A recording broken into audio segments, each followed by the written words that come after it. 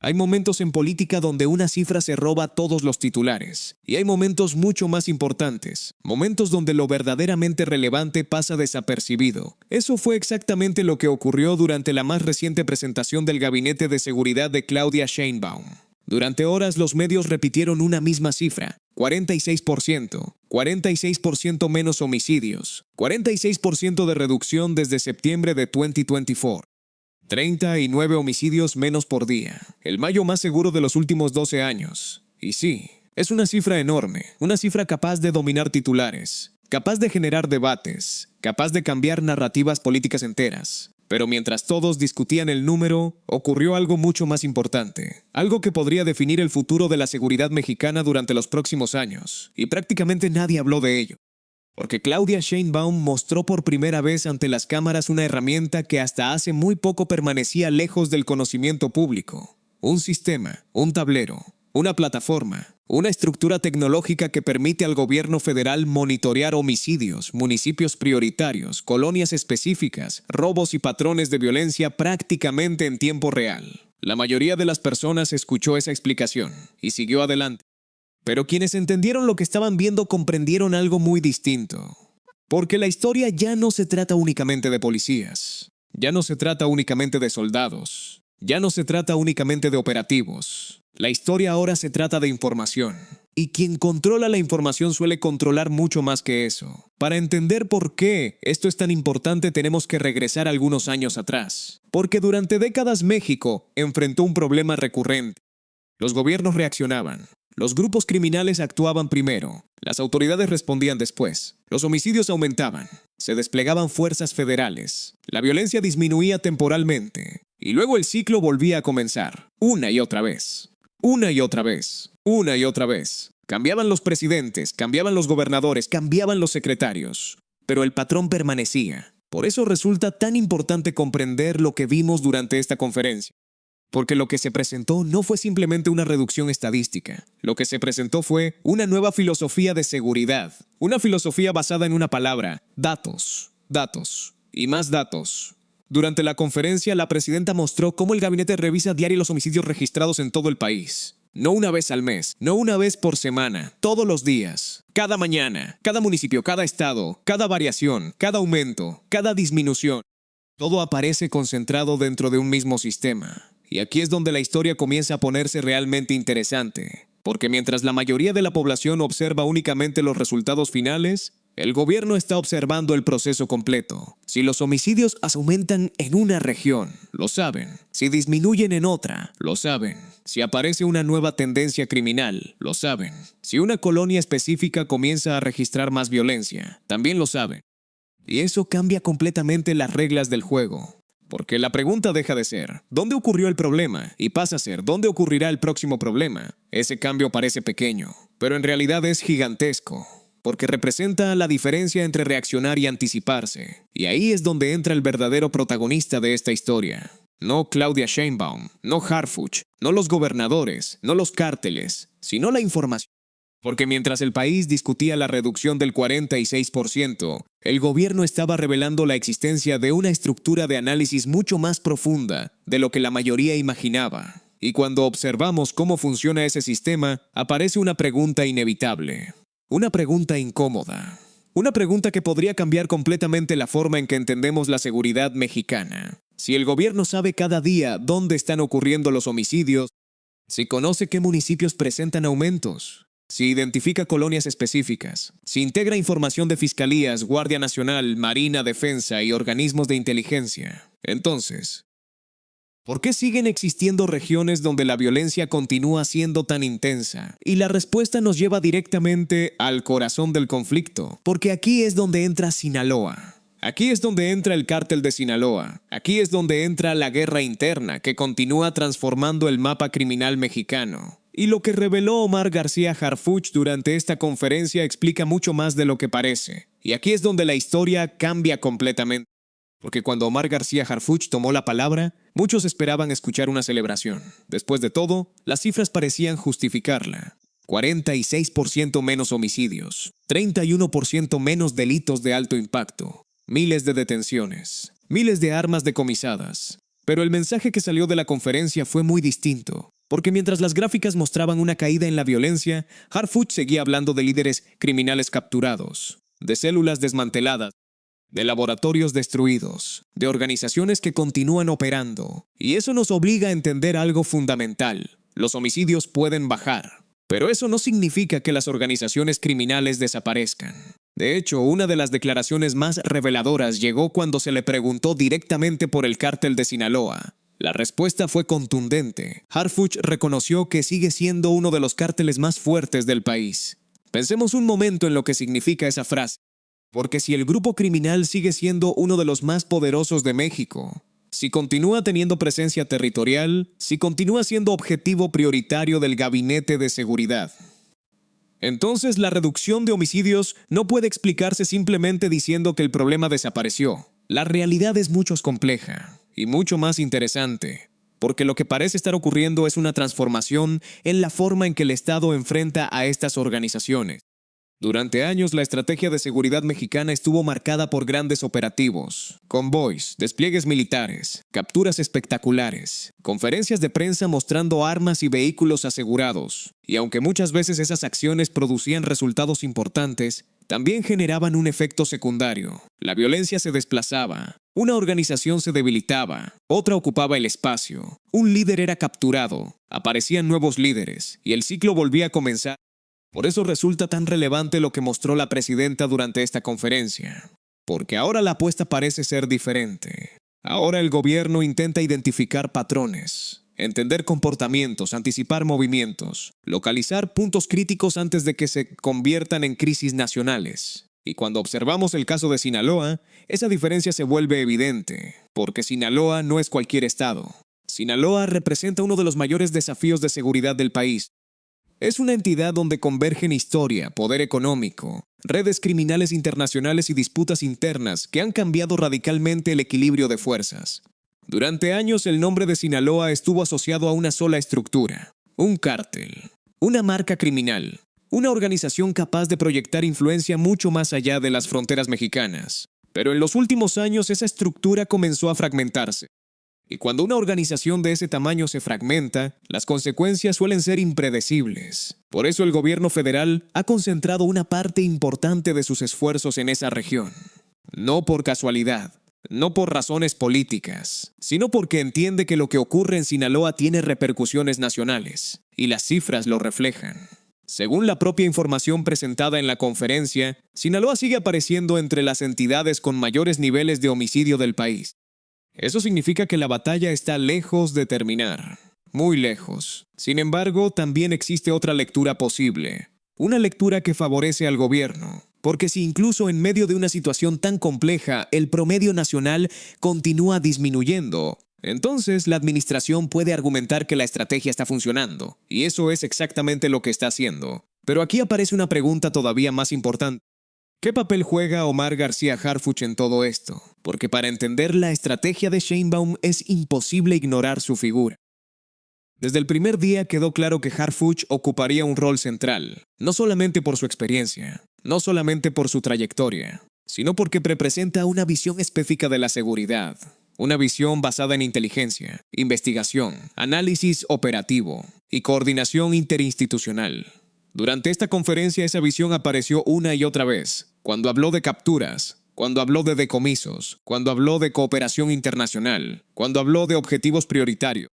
Observemos algunos números. Más de 56,000 detenidos por delitos de alto impacto, cerca de 30,000 armas aseguradas, más de 420 toneladas de droga decomisadas, más de 2,400 laboratorios clandestinos desmantelados. Son cifras enormes, tan grandes que resulta difícil dimensionarlas. Pero detrás de esos números existe una realidad todavía más importante. Cada laboratorio destruido representa una pérdida económica para las organizaciones criminales. Cada arma asegurada representa una capacidad operativa menos. Cada líder capturado representa una alteración dentro de las estructuras de mando. Y cuando todas esas acciones se acumulan durante meses, los efectos comienzan a sentirse. No necesariamente de forma inmediata, no necesariamente de forma espectacular, pero sí de manera constante. Y esa parece ser precisamente la apuesta del gobierno. No buscar un golpe único, no buscar una victoria instantánea, sino generar desgaste permanente. reducir capacidades, fragmentar estructuras, aumentar costos operativos y utilizar la inteligencia para dirigir los esfuerzos donde más impacto puedan generar. Por eso el tablero mostrado por Sheinbaum resulta tan relevante, porque permite entender cómo se toman las decisiones y también permite entender algo que pocas veces se discute públicamente. La seguridad ya no depende únicamente de cuántos elementos tenga una corporación, depende de la calidad de la información que recibe. Si una autoridad dispone de mejores datos, puede actuar más rápido, puede distribuir mejor sus recursos, puede identificar tendencias antes que sus adversarios. Y en un conflicto tan complejo como el que enfrenta México, esa ventaja puede marcar una diferencia enorme. Sin embargo, aquí aparece el otro lado de la historia, porque toda herramienta poderosa genera nuevas preguntas, y algunas de esas preguntas son incómodas, muy incómodas. Por ejemplo, ¿qué ocurre cuando un gobierno concentra una cantidad gigantesca de información sobre municipios, colonias, delitos y movimientos territoriales? ¿Qué controles existen? ¿Qué límites existen? ¿Quién supervisa esos sistemas? ¿Quién verifica la calidad de los datos? ¿Quién determina las prioridades? Son preguntas legítimas. Y son preguntas que inevitablemente comenzarán a aparecer conforme este modelo siga creciendo. Porque la estrategia presentada por Sheinbaum no es simplemente una estrategia de seguridad. Es también una estrategia de gestión de información. Y eso cambia las reglas del juego político. De hecho, durante la propia conferencia, la presidenta utilizó una expresión que llamó la atención de muchos observadores.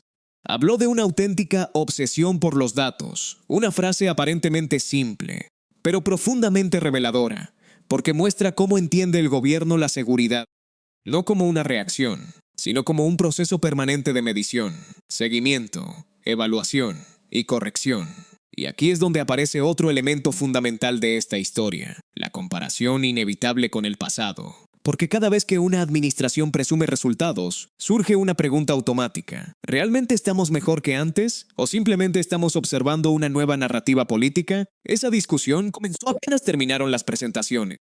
Y será precisamente esa discusión la que definirá gran parte del debate nacional durante los próximos años. Porque si las cifras continúan mejorando, Sheinbaum podrá presentar la seguridad como uno de los principales logros de su gobierno.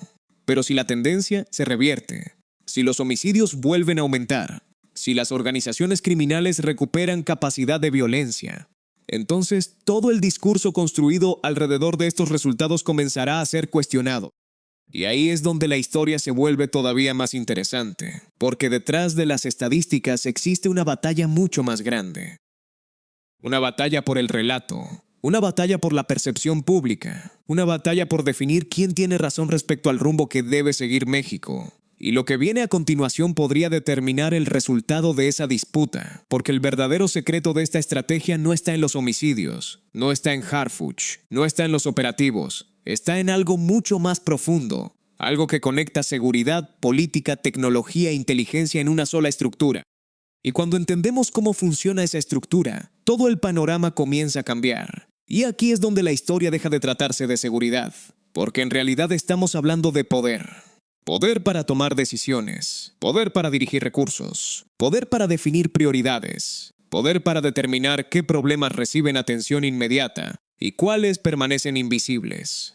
Cuando Claudia Sheinbaum mostró el tablero utilizado por el Gabinete de Seguridad, muchas personas vieron una herramienta tecnológica, pero quienes entienden cómo funciona el Estado vieron algo distinto. Vieron un centro de control. Un sistema capaz de convertir millones de datos dispersos en decisiones concretas. Y eso es exactamente lo que vuelve tan relevante este momento, porque durante décadas uno de los grandes problemas de México fue la fragmentación de la información.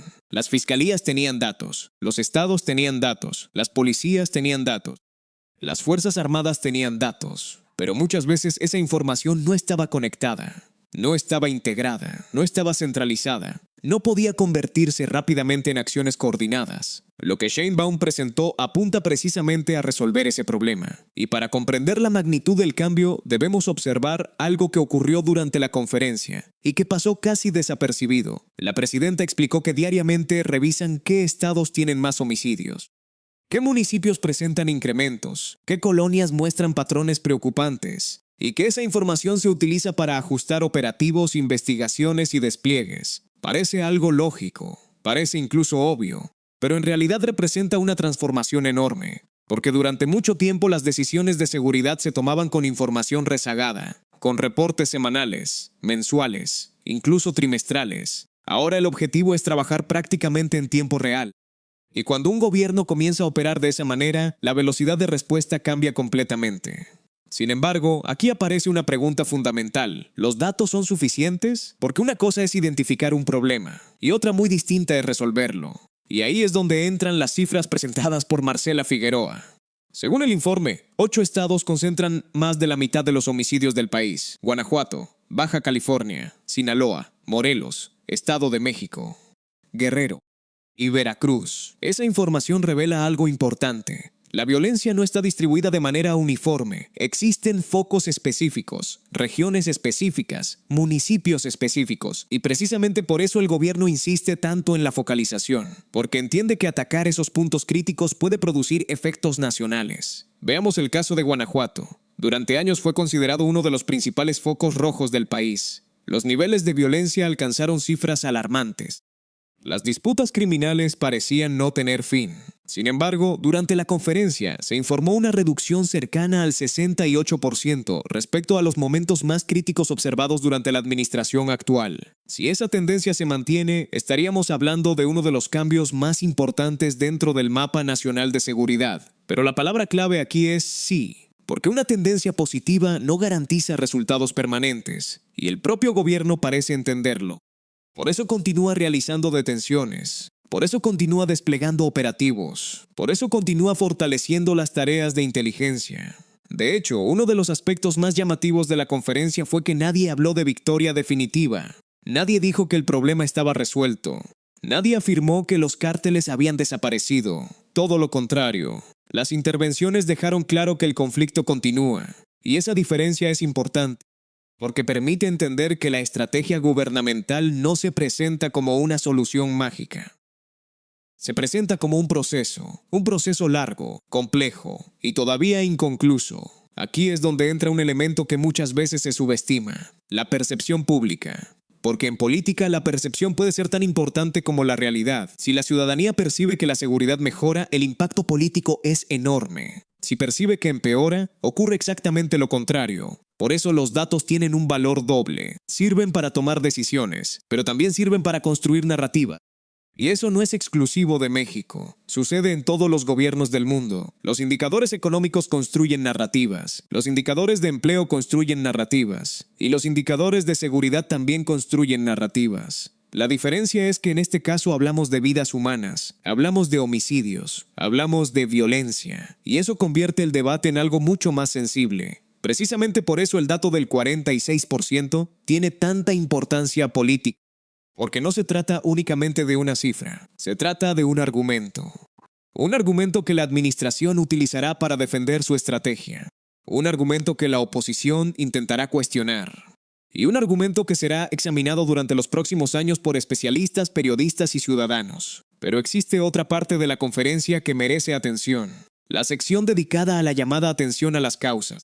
Porque mientras Harfuch hablaba de capturas y decomisos, Rosa Isela Rodríguez hablaba de jóvenes, escuelas, programas sociales, actividades deportivas, murales, ferias de paz, recuperación de espacios públicos. A primera vista parecen temas completamente distintos, pero para el gobierno forman parte de una misma estrategia. Y aquí aparece uno de los principios heredados directamente del sexenio anterior, la idea de que la seguridad no puede construirse únicamente mediante la fuerza. La idea de que también es necesario intervenir sobre las condiciones sociales que facilitan el reclutamiento criminal. Por eso se habló de cientos de miles de espacios educativos. Por eso se habló de jóvenes construyendo el futuro. Por eso se habló de programas comunitarios. Ahora bien, ¿funcionan realmente estas políticas? Esa es una discusión enorme, y probablemente una de las más polémicas del país. Hay quienes sostienen que son esenciales. Hay quienes creen que son insuficientes. Hay quienes afirman que deben complementarse con acciones más contundentes, y hay quienes consideran que sin ellas ningún esfuerzo policial será suficiente. Lo interesante es que Sheinbaum parece intentar combinar ambas visiones. Por un lado, programas sociales. Por otro lado, inteligencia, operativos, detenciones, investigaciones financieras, cooperación internacional. Y tal vez ahí se encuentre la verdadera diferencia respecto a otros momentos, no en elegir entre una estrategia u otra, sino en intentar utilizar todas simultáneamente. Pero incluso si eso funciona, queda un desafío enorme. Quizás el mayor de todos, la corrupción, porque ningún sistema de inteligencia, ningún tablero, ninguna base de datos, ninguna tecnología puede funcionar correctamente si existen vínculos entre autoridades y organizaciones criminales. Y justamente ahí aparece uno de los episodios más sorprendentes mencionados durante la conferencia, la llamada Operación Enjambre. Una serie de investigaciones que derivaron en la detención de funcionarios y autoridades municipales presuntamente vinculados con actividades ilícitas. Lo que se reveló es impactante. Más de 85 funcionarios y exfuncionarios detenidos, incluyendo presidentes municipales en funciones. Si esas investigaciones prosperan judicialmente, el mensaje político será enorme, porque demostraría que la estrategia no solamente apunta contra organizaciones criminales, también apunta contra las redes de protección institucional, y eso podría modificar profundamente el equilibrio de poder en muchas regiones. Pero también abre nuevos conflictos, nuevas resistencias, nuevas tensiones políticas, porque cada investigación de este tipo afecta intereses muy concretos, y cuando esos intereses se sienten amenazados, las reacciones suelen ser intensas. Por eso la siguiente etapa será tan importante, porque las detenciones llaman la atención. Pero los resultados judiciales son los que terminan definiendo si una operación realmente transforma la realidad. Y mientras todo esto ocurre, mientras continúan los operativos, mientras continúan las capturas, mientras continúan los decomisos, el tablero sigue funcionando. Todos los días, registrando homicidios, registrando tendencias, registrando movimientos, alimentando decisiones y preparando el terreno para la siguiente fase de la estrategia. Una fase que podría determinar si el 46% termina siendo recordado como un punto de inflexión histórico o simplemente como una cifra que no logró sostenerse con el paso del tiempo. Y aquí llegamos al punto donde todo comienza a conectarse, porque hasta ahora hemos hablado de homicidios, hemos hablado de cárteles, hemos hablado de inteligencia, hemos hablado de programas sociales, hemos hablado de operativos, pero todavía no hemos respondido la pregunta más importante de todas. ¿Por qué Claudia Sheinbaum decidió mostrar públicamente este sistema? ¿Por qué exponer el tablero? ¿Por qué enseñar cómo funciona? ¿Por qué revelar una herramienta que hasta hace poco conocían únicamente quienes participaban en las reuniones de seguridad? La respuesta probablemente tiene más relación con la política de lo que muchos imaginan, porque los gobiernos no solamente gobiernan, también comunican, también construyen confianza, también construyen legitimidad. Y cuando una administración enfrenta uno de los problemas más sensibles del país, necesita demostrar resultados. No basta con afirmar que las cosas mejoran. Hay que convencer a la población de que existe una estrategia detrás de esos resultados. Y eso fue exactamente lo que ocurrió durante esta conferencia. Por primera vez, millones de personas pudieron observar una parte del mecanismo interno con el que se toman decisiones en materia de seguridad. Pudieron ver gráficos, municipios, estados, variaciones, comparaciones, indicadores, tendencia. Y aunque para algunos pueda parecer algo técnico, en realidad tiene un enorme significado político, porque transmite un mensaje muy claro. El mensaje es: no estamos improvisando. Y en un tema tan complejo como la seguridad, ese mensaje tiene un enorme valor, especialmente porque la percepción de improvisación ha acompañado históricamente a muchos gobiernos. Sin embargo, aquí aparece un detalle que merece atención. La estrategia de Sheinbaum no nace en el vacío, tiene antecedentes, tiene raíces. Tiene una historia previa. Y esa historia se llama Andrés Manuel López Obrador, porque sería imposible entender lo que estamos viendo sin comprender el contexto del sexenio anterior. Durante años, López Obrador insistió en una idea central. La violencia no podía resolverse únicamente mediante la fuerza. Había que atender las causas, había que generar oportunidades, había que reducir desigualdades, había que ofrecer alternativas a los jóvenes. Esa visión fue criticada innumerables veces. Algunos la consideraron insuficiente, otros la calificaron de ingenua. Otros afirmaron que los grupos criminales se fortalecieron precisamente durante ese periodo. Pero también hubo quienes señalaron que los programas sociales ayudaron a reducir condiciones de vulnerabilidad. Y ahí es donde Sheinbaum introduce una diferencia importante, porque mantiene gran parte de esa visión, pero la combina con un fortalecimiento visible de la inteligencia operativa. Eso explica por qué en la misma conferencia escuchamos hablar de murales comunitarios y de decomisos de cocaína, de espacios educativos y de laboratorios clandestinos. de actividades deportivas y de líderes criminales capturados. A primera vista parece una mezcla extraña, pero en realidad refleja la filosofía completa de la administración. Una estrategia que intenta actuar simultáneamente sobre las causas sociales y sobre las estructuras criminales. La gran pregunta es si eso será suficiente. Y aquí llegamos al verdadero examen, porque las cifras actuales son positivas para el gobierno. Nadie puede negar que una reducción del 46% en homicidios representa una noticia relevante. Pero la historia política está llena de gobiernos que celebraron resultados temporales, resultados que parecían permanentes. Resultados que parecían definitivos y que luego se revirtieron. Por eso el verdadero desafío no consiste en reducir los homicidios durante unos meses. Consiste en mantener esa reducción durante años. Ahí es donde la estrategia enfrentará su prueba más difícil. Porque los grupos criminales también evolucionan, también aprenden, también se adaptan, también cambian de estructura, también modifican sus métodos. Y cuando eso ocurre, el Estado necesita adaptarse igualmente rápido. Precisamente por eso el tablero presentado por Sheinbaum resulta tan importante. Porque no es solamente una fotografía, es una herramienta de seguimiento continuo. Una herramienta diseñada para evolucionar junto con los problemas que intenta resolver.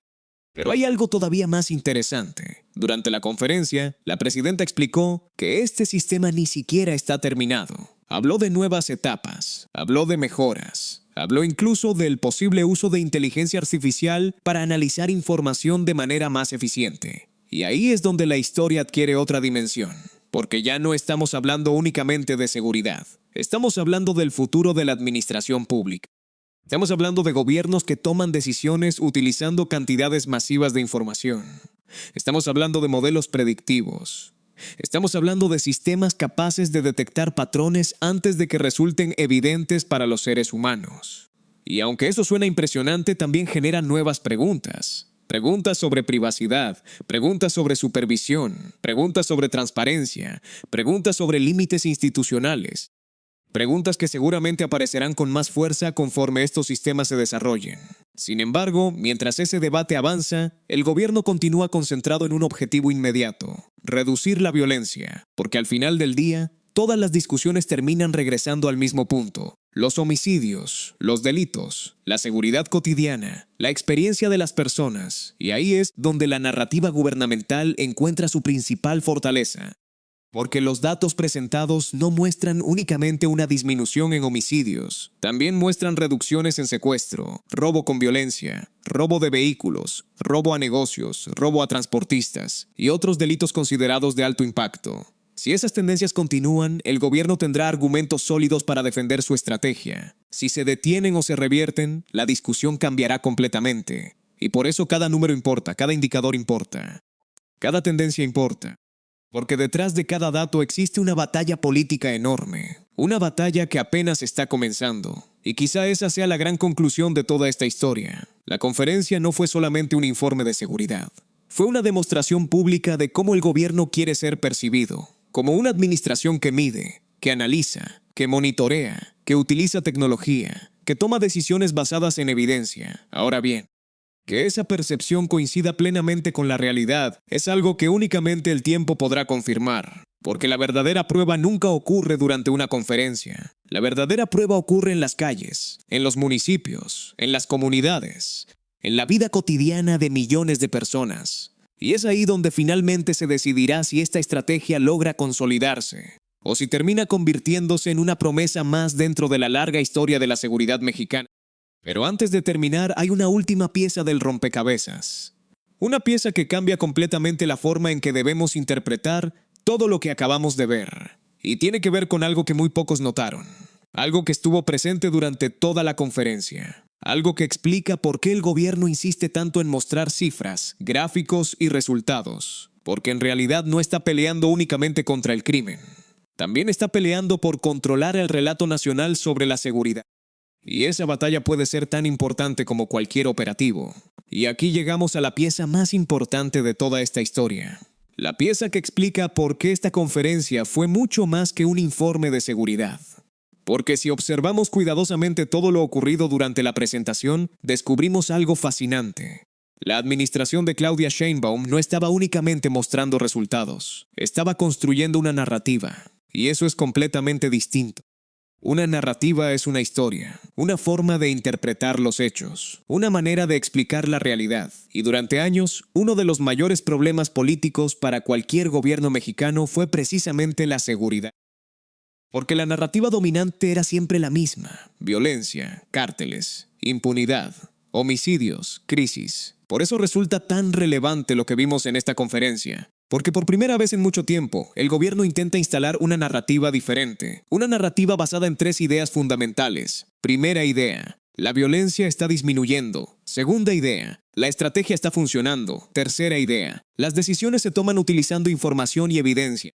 Si esas 3 ideas logran consolidarse en la percepción pública, el impacto político puede ser enorme, porque la seguridad dejaría de ser un punto vulnerable para el gobierno y podría transformarse en uno de sus principales activos. Pero justamente ahí aparece el desafío, porque las narrativas no sobreviven únicamente con discursos, sobreviven cuando las personas perciben que coinciden con su realidad cotidiana, y eso es algo que ningún tablero puede garantizar, ninguna gráfica puede garantizar. Ninguna conferencia puede garantizar, porque la experiencia de una familia que vive en una colonia afectada por la violencia pesa mucho más que cualquier presentación estadística. Por eso el verdadero examen apenas comienza, no para Harfuch, no para Marcela Figueroa, no para Rosa Isela, sino para toda la administración.